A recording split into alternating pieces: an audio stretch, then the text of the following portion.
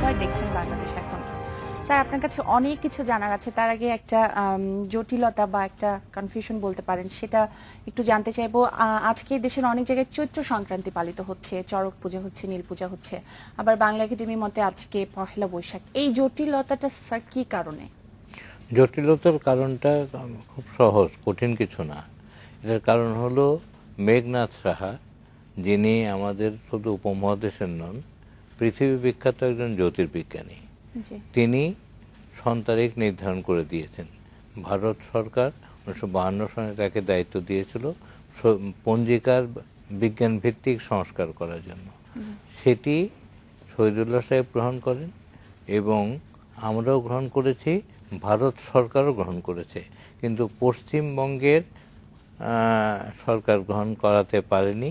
তার কারণ আমরা মনে করি 5টি পঞ্জিকা ওখানে আছে, বিপুল অর্থবিত্তের ব্যাপার সেখানে যুক্ত। তাদের কাছে নথি স্বীকার করে এরা আজকে যে পয়লা বৈশাখ না করে চৈত্র সংক্রান্তি করছে, পশ্চিম বাংলাকেই তারা অনুসরণ করছে।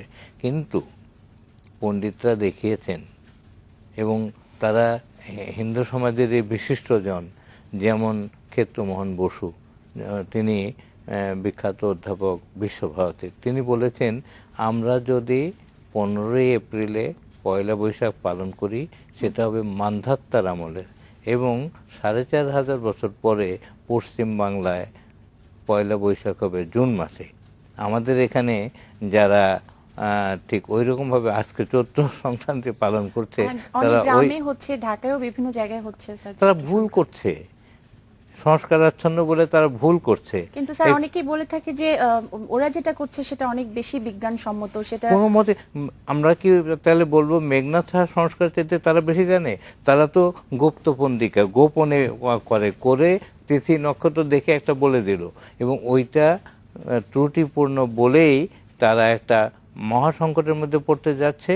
এবং কিছুদিন পরেই তাদের গত গত বছরই তো, গত বছর না তার আগের বছরে দুর্গাপূজা হলো বছরে দুবার। তাদের সংস্কারটা এতই বিভ্রান্তিকর, যারা এটা করে তারা খুব ভুল করছে।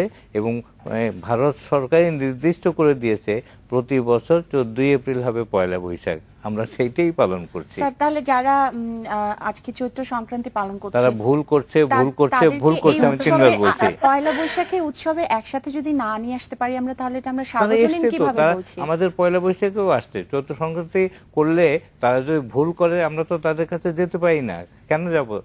তাদেরই আসতে হবে, তারা তো ভুল করছে। সংস্কার আচ্ছন্ন, তারা বিজ্ঞানকে স্বীকার করেনি, তারা মেঘনাথ সাহাকে স্বীকার করছে না। জ্যোতির্বিজ্ঞানের হিসাব ছাড়া তো এই পঞ্জিকা সংস্কার করা যায় না। তারা যেটা করছে খুবই ভুল করছে। এবং এটা অমর্ত্য সেনও মানে না, মেঘনাথ সাহা মানে না, আমাদের এখানকার ডক্টর অজয় রায় মানে না, আমাদেরটাই তারা মানে। এ সাধারণ অশিক্ষিত মূর্খ লোকেরা একদিন আগে বা একদিন পরে করছে, তাদের পরে এসে যায় না। স্যার এটা নিশ্চয়ই অনেক আরো ব্যাখ্যা আপনার কাছে আছে। আমি যেটা বলতে চাইছি যে এটা এই জটিলতাটা নিরসন করে, এই জটিলতা নিরসন করলে বিজ্ঞানকে স্বীকার করতে হবে। তারা যেটা ফলো করছে, আজকে চৈত্র সংক্রান্তি করছে যখন, তারা কিন্তু ওই যে যখন নাকি পৃথিবী ঘুরে না সূর্য ঘুরে, এই বিতর্ক যখন চলছিল, তখন তাদের তত্ত্ব ছিল যে পৃথিবী ঘুরে না সূর্যই ঘুরে, সূর্যটা ঘুরে বলে ধরে নিয়ে তারা। প্রশ্ন ছিল স্যার, আপনি বলছেন যে বিজ্ঞানসম্মত না। আমরা আমাদের যে ধর্মীয় উৎসবগুলো হয়ে থাকে, ঈদ বা অন্যান্য উৎসব, সেগুলো আসলে যে ক্যালেন্ডার, কোনো ক্যালেন্ডার দেখে করা হয় না, চাঁদের বিষয় থাকে। আরে বাবা, এটা তো বুঝতে হবে। এই প্রশ্ন তো ঠিক শিক্ষিত লোকের মতো হলো না। ওইটা তো চান্দ্র সন অনুযায়ী, আমরা হিজরি সন অনুযায়ী করি। স্যার তাহলে এটা কেন স্যার? আমি বোঝার জন্য জানতে চাইছি স্যার। হলো ওইটা যেহেতু ইসলামী একটা পর্ব, সেটা হিজরি সন অনুযায়ী করতে হবে। আর আমাদের এটা তো সৌর সন আমরা গ্রহণ করেছি, এখন সৌর সন চালু হয়েছে, সৌর সন সম্পর্কে সন্দেহের কোনো অবকাশ নাই।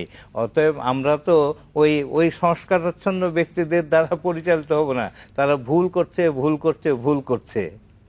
যাই হোক স্যার, আমি যেটা আমার জানা উদ্দেশ্য ছিল যে আসলে এটাকে একসাথে করে একটা কোনো পালন করা, নববর্ষ পালন করা, সত্য এবং মিথ্যাকে সমন্বয় সাধন করা যায় না।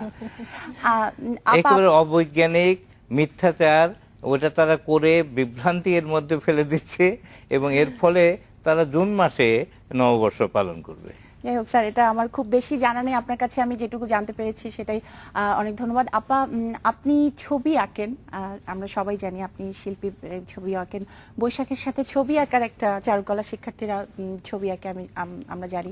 এই বিষয়টা নিয়ে আপনি কি বলতে চাইবেন, আপনি কিভাবে অনুভব করেন?